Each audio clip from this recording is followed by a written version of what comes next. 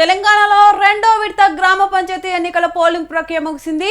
Queue లైన్లలో ఉన్నవారు vote వేసేందుకు అధికారులు అనుమతిస్తున్నారు. 193 మండలాల్లోని 3,911 గ్రామ పంచాయతీ సర్పంచులు, 29,917 వార్డు సభ్యుల పదవులకు ఇవాళ ఎన్నికలు జరిగాయి.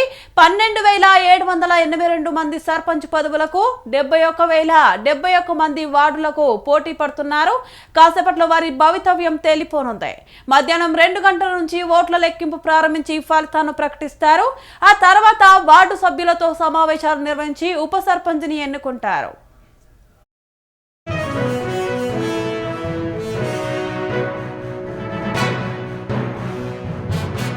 దీనిపై మరింత సమాచారం మా బ్యూరో చీఫ్ శేఖర్ అందిస్తారు. శేఖర్, చెప్పండి. Thank you Srilatha. తెలంగాణలో గ్రామ పంచాయతీ ఎన్నికలు మొదటి విడత ఎంత ప్రశాంతంగా అయితే పోలింగ్ జరిగిందో రెండో విడతలో కూడా అంతే ప్రశాంతంగా పోలింగ్ కొనసాగింది. ఇప్పుడు మధ్యాహ్నం మరి కాసేపు అంటే కరెక్ట్ 1 గంటల లోపే పోలింగ్ మాత్రం ముగిసిన పరిస్థితి. అంటే లైన్ లో ఉన్న వాళ్ళకి మాత్రం పోలింగ్ బూత్ లోకి, పోలింగ్ సెంటర్ లోకి 1 లోపు ఎంటర్ అయిన వాళ్ళకి మాత్రం అది ఎన్ని గంటల సేపు అయినా సరే వాళ్ళకు అనుమతినిస్తారు. వాళ్ళు మాత్రం క్యూ లైన్లలో నిల్చున్న పరిస్థితి. ఇప్పటి వరకు అయితే అక్కడక్కడ ఒక 2-3 చెల్లాచెదరు ఘటనలు తప్ప రాష్ట్ర వ్యాప్తంగా 4,000 రెండో విడతలో 4,000 పోలింగ్ 4,000 గ్రామ పంచాయతీల్లో పోలింగ్ జరిగిన పరిస్థితి. ఈ ఎన్నికలు మాత్రం చాలా ప్రశాంతంగా రెండో విడతలో కూడా ఈ 4,000 పైచిలకు గ్రామ పంచాయతీల్లో ఏదైతే ఎన్నికలు జరిగాయో, పోలింగ్ జరిగిందో చాలా ప్రశాంతంగా జరిగిందనే చెప్పుకోవచ్చు. అక్కడక్కడ కొన్ని ఘటనలు జరిగాయి. మొదటి విడతలో జరిగిన 2-3 ఘటనల మాదిరి రెండో విడతలో కూడా అలానే జరిగాయి. అంటే మొదటి విడతలో జరిగిన అనుభవాలతో రాష్ట్ర ఎన్నికల సంఘం కావచ్చు, రాణి కౌముదిని ఎప్పటికప్పుడు ప్రధాన కార్యాలయం హైదరాబాద్ లోని ఎన్నికల ప్రధాన కార్యాలయంలో రాణి కౌముదిని ఎప్పటికప్పుడు వెబ్ కాస్టింగ్ ద్వారా, వీడియో కెమెరాల ద్వారా, వెబ్ కాస్టింగ్ ద్వారా ఈ 4,000 గ్రామ పంచాయతీలు, 4,000 పైచిలకు గ్రామ పంచాయతీలలో ఈ రోజు ఎన్నికలు ఉన్న నేపథ్యంలో, రెండో విడతల ఎన్నికలు ఉన్న నేపథ్యంలో ఎప్పటికప్పుడు జిల్లాల వారీగా వెబ్ కాస్టింగ్ ద్వారా తను క్షుణ్ణంగా పరిశీలిస్తున్న పరిస్థితి. ఎక్కడెక్కడ ఏం జరుగుతుంది, ఏ సందర్భంగా అలానే పంచాయతీరాజ్కి సంబంధించిన కమిషనర్ కూడా సృజన గాని, ఎలక్షన్ కమిషన్ సంబంధించి రాణి కోమదిని గాని ఎప్పటికప్పుడు వెబ్ కాస్టింగ్ ద్వారా ప్రభుత్వ అధికారులు దీన్ని ఎప్పటికప్పుడు పర్యవేక్షిస్తున్నారు.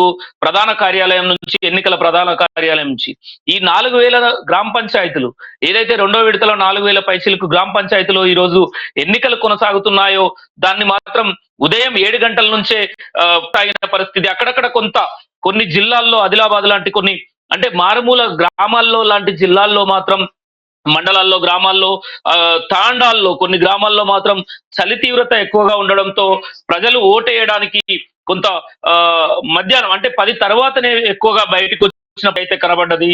ఉదయాన్నే మాత్రం ఆ మారుమూల గ్రామాల్లో ప్రజలు మాత్రం ఓట్లు వేయడానికి పెద్దగా ఆసక్తి కనబరచలేదు. గడిచిన 2 రోజుల నుంచి చలి తీవ్రత ఎక్కువగా ఉండడంతో ఓట్లు వేయడానికి మాత్రం కొంత ఏజ్ పెద్దవాళ్ళు కానీ బయటికి రావడానికి కొంత ఆసక్తి కనబరచలేదు. తర్వాత 10 తర్వాత మాత్రం తమ ఓటు హక్కును వినియోగించుకోవడానికి పెద్ద ఎత్తున మాత్రం తరలి వచ్చిన పరిస్థితి. మధ్యాహ్నం 12:30 తర్వాత ఎవరైతే పోలింగ్ స్టేషన్ ఎంటర్ అయ్యారో వాళ్ళు లైన్లలో కొనసాగుతున్నారు. 1 తర్వాత గేట్లకు తాళాలు వేశారు ప్రతి పోలింగ్ స్టేషన్ దగ్గర. ఆ 1 తర్వాత లోపే ఎవరైతే పోలింగ్ స్టేషన్ లోకి వచ్చారో, లైన్లలో నిల్చున్నారో వాళ్ళకు మాత్రం వాళ్ళ ఓటు హక్కును వినియోగించుకోవడానికి మాత్రం అవకాశాన్ని కల్పిస్తున్న పరిస్థితిని మాత్రం మనం చూస్తున్నాం. జిల్లాల్లో, మండలాల్లో ఎక్కువగా లైన్లలో ఎక్కువగా ఉన్నారు. అంటే మధ్యాహ్నం అంటే 10 తర్వాతనే ప్రజలు తమ ఓటు హక్కును వినియోగించుకోవడానికి బయలుదేరిన పరిస్థితి మనకు స్పష్టంగా కనబడుతున్నది.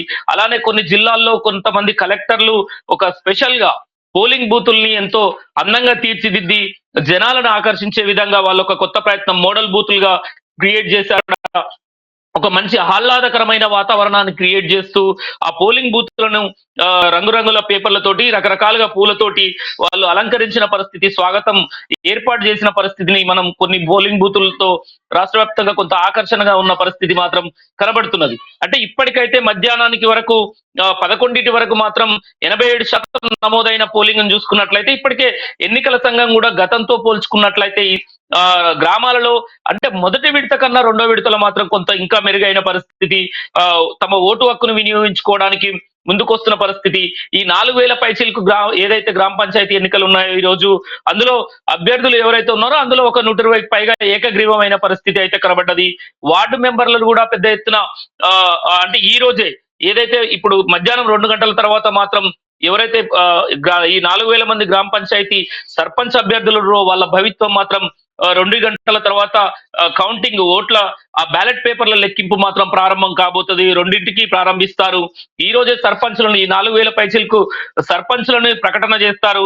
తదనంతరం ఆ వార్డు మెంబర్లతోటి అందరితోటి చర్చించిన తర్వాత ఉప సర్పంచ్ అభ్యర్థుల ప్రకటన కూడా వాళ్ళ ఎన్నిక కూడా ఈ రోజే పూర్తి చేసే అవకాశం స్పష్టంగా ఉంది. అంటే మొదటి విడతలో కూడా అలానే ఉప సర్పంచ్ ఎన్నికలు ఓట్ల లెక్కింపు అయిపోయిన తర్వాత సర్పంచ్ అభ్యర్థిని ప్రకటించి ఎన్నికల అధికారులు వాళ్ళకు పత్రాలు అందజేసిన తర్వాత ఉప సర్పంచ్ ఎన్నికలది కూడా ఆల్మోస్ట్ కంప్లీట్ చేశారు. ఈ 2వ విడతలో కూడా మొదటి విడతలో జరిగిన అనుభవాలను దృష్టిలో పెట్టుకొని అక్కడక్కడ ఏదైతే కొన్ని చిన్న చిత్క ఘటనలు జరిగాయో అవి పునరావృతం కాకుండా పోలీసు యంత్రాంగం కూడా పటిష్ట ఏర్పాట్లు చేసిన పరిస్థితిని మాత్రం మనం చూసాము. మొదటితో చూసుకుంటే చాలా పోలీస్ పకడ్బందీగా గత అనుభవాలను మొదటి విడతలో జరిగిన తప్పులు ఏదైతే ఉన్నాయో అవి పునరావృతం కాకుండా రిపీట్ కాకుండా పోలీస్ యంత్రాంగం కూడా పూర్తి స్థాయిలో రాష్ట్ర వ్యాప్తంగా పోలింగ్ బూత్ల దగ్గర ఎలాంటి ఘటనలు జరగకుండా వాళ్ళు ఎలాంటి ఘర్షణ వాతావరణం కొన్ని పార్టీల మధ్యలో ఏదైతే ఘర్షణ గతంలో జరిగిన అంటే మొదటి విడతలో సూర్యాపేటలో ఏదైతే గొడవ జరిగిందో అలాంటి నల్గొండ జిల్లా ఉరుమొడ్లలో జరిగిన ఘటనలు లాంటివి కాకుండా అలాంటివి జరగకుండా వీళ్ళు ఏర్పాట్లు మాత్రం పటిష్టంగా పోలీసుల ఆధీనంలోకి తీసుకున్న పరిస్థితి అయితే చూసాము. ఈ రోజు 2వ విడతలో ఒక దగ్గర సర్పంచ్ అభ్యర్థి గుండెపోటుతో మరణించిన వార్త చూసుకోవచ్చు. కొంత దగ్గర ఒక ఘర్షణ వాతావరణం కొన్ని చోట్ల 2-3 చోట్లలో జరిగిన పరిస్థితి.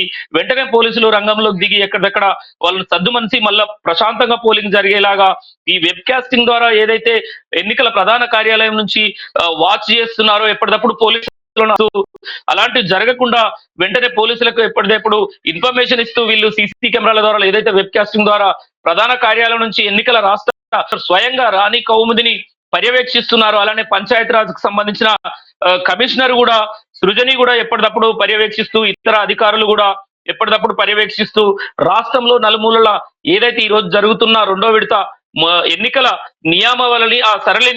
ఎన్నికల సరళిని ప్రతి ఒక్కటి క్షుణ్ణంగా పరిశీలిస్తూ ఎప్పటికప్పుడు పోలీసులకు ఆదేశాలు ఇస్తూ ప్రశాంతంగా పోలింగ్ జరిగేలాగా ఎన్నికల సంఘం మాత్రం ఎప్పటికప్పుడు ప్రధాన కార్యాలయం నుంచి కూడా వాచ్ చేస్తున్న పరిస్థితిని మాత్రం మనం చూసుకోవచ్చు.